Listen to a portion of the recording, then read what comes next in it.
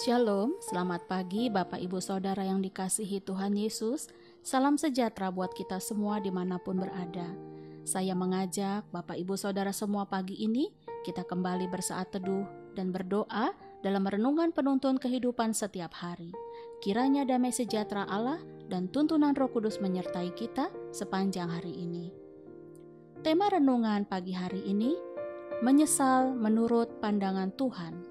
Nats Alkitab terdapat di dalam 2 Korintus 7 ayat 10. Demikianlah firman Tuhan. Sebab duka cita menurut kehendak Allah menghasilkan pertobatan yang membawa keselamatan dan yang tidak akan disesalkan. Tetapi duka cita yang dari dunia ini menghasilkan kematian. Saudaraku yang dikasihi Tuhan Yesus, menyesal adalah sesuatu yang bisa menimpa siapapun. Mungkin kita pernah dilanda rasa menyesal karena perbuatan kita terhadap orang lain, keputusan yang kita ambil, momen-momen yang penting yang kita lewatkan, kesempatan-kesempatan berharga yang kita abaikan. Dan kalau kita pikir-pikir, benar sekali ungkapan ini, bahwa penyesalan selalu datang terlambat. Tetapi jalan keluar untuk memulihkan dan menyembuhkan penyesalan tidaklah sederhana. Namun Tuhan mau kita menyesal atau merasakan penyesalan itu dengan cara yang benar. Adalah salah satu contoh penyesalan yang pernah dialami Petrus dan Yudas Iskariot. Petrus dan Yudas sama-sama murid Tuhan Yesus yang pernah melakukan kesalahan. Dikatakan di dalam Alkitab bahwa kesalahan Petrus adalah tidak mengakui dirinya murid Yesus tatkala Yesus sudah ditangkap dan dibawa oleh tentara Romawi untuk disalibkan. Bahkan parahnya lagi, Petrus mengatakan bahwa dia tidak mengenal Yesus. Tetapi demi didengarnya ayam berkokok, seperti yang pernah dikatakan Yesus bahwa sebelum ayam berkokok, engkau telah menyangkal aku 3 kali. Maka sangat menyesalah hati Petrus dan ia menangisi kesalahannya. Lain halnya dengan Yudas Iskariot.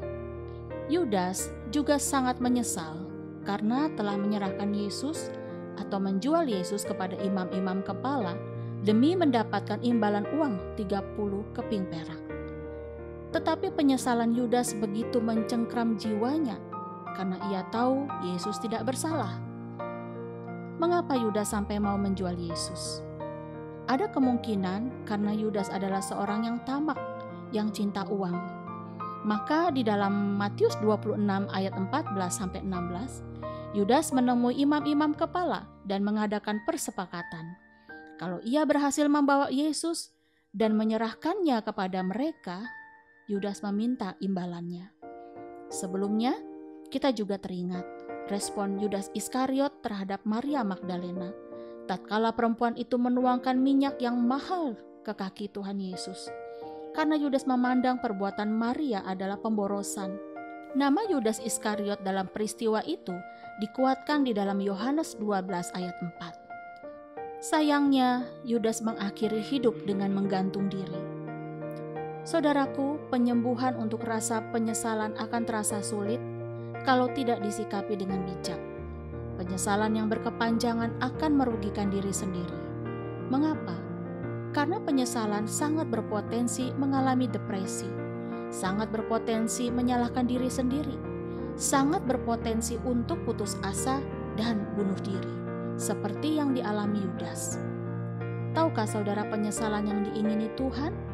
Yaitu pertobatan dan berbalik kepada Tuhan.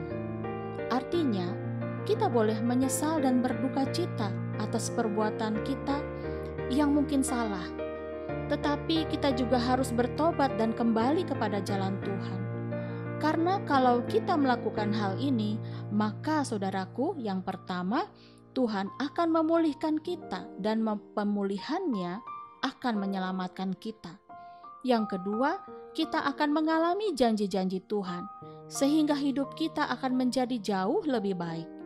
Yang ketiga, iblis tidak lagi berkuasa atas hidup kita, melainkan Tuhan yang telah memberikan kita kemenangan, yaitu dimerdekakan dari rasa bersalah. Saudaraku, seberat apapun penyesalan kita, Mari responi dengan bijak, responi menurut kehendak Tuhan, agar kita tidak kehilangan anugerah keselamatannya. Amin. Mari kita berdoa. Tuhan Yesus, kami mengucap syukur atas pesan firman-Mu yang kami dengar pagi ini. Berilah kepada kami Bapa, pikiran yang berhikmat, hati yang bijaksana, untuk memampukan kami mengambil keputusan-keputusan yang benar, yang membuat kami terhindar dari rasa penyesalan. Dan kalaupun hari-hari ini kami sedang dilanda penyesalan, tolonglah kami Bapa untuk dapat meresponinya dengan cara yang benar, agar kami tidak kehilangan anugerah keselamatan Tuhan. Terima kasih Bapa, di dalam nama Tuhan Yesus kami berdoa. Amin. Kiranya berkat yang sempurna dari Allah Bapa, kasih karunia dari Tuhan Yesus Kristus, dan persekutuan yang indah dengan Roh Kudus menyertai kita dari sekarang ini dan sampai selama-lamanya. Maju terus dalam tuntunan Tuhan saudara, tetap semangat, sampai jumpa esok hari di penuntun kehidupan setiap hari. Tuhan Yesus memberkati.